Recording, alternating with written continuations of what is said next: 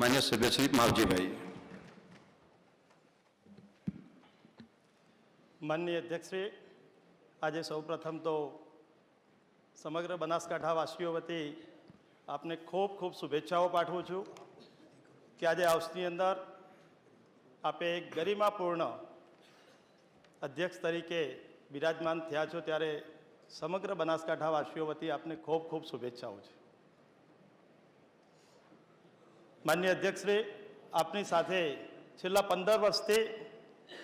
આપના સહવાસમાં મેં અનેક પ્રકારના કામો કર્યા છે અને આપને કામ કરતા પણ મેં જોયા છે કે સહકારી ક્ષેત્રે માર્કેટ યાર્ડોથી માંડી બેંકની અંદર પણ આપની સાથે કામ કર્યું છે. એશિયાની સૌથી મોટી ડેરી કે જે 1 કરોડ લીટર દૂધનું ઉત્પાદન ક્ષમતા છે અને એની અંદર પણ આપે છેલ્લા 7 વર્ષની અંદર સમગ્ર વર્લ્ડની અંદર જે પશુપાલકોને ન ભાવ મળ્યા હોય એ પ્રકારના આખા એશિયાની અંદર સૌથી હાઈએસ્ટ ભાવ આપવાનું કામ પણ માનનીય અધ્યક્ષશ્રી આપે કર્યું છે.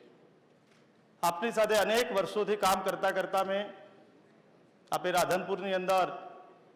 વાદીઓ માટે કરી અને જે વસાહતનું કામ કર્યું છે, ભૂકંપની અંદર પણ અનેક પ્રકારના કામો કર્યા છે. 2017ની અંદર બનાસકાંઠાની અંદર જે ભયંકર પૂર આવ્યું ત્યારે પૂરમાં પણ મેં આપની આંખોમાં આંસુ પણ જોયા છે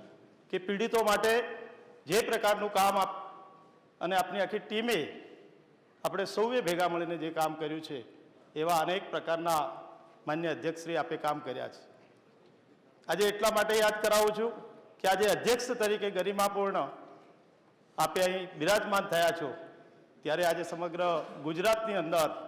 આ હાઉસની અંદરથી આપને સર્વપક્ષીય સૌને સાથે રાખીને જે રીતે આજે તમે આપ માનનીય અધ્યક્ષશ્રી આપે મને બોલવા માટેની અપક્ષ તરીકે હોવા છતાં પણ આપે જ્યારે આપી છે, ત્યારે સર્વ પાર્ટીના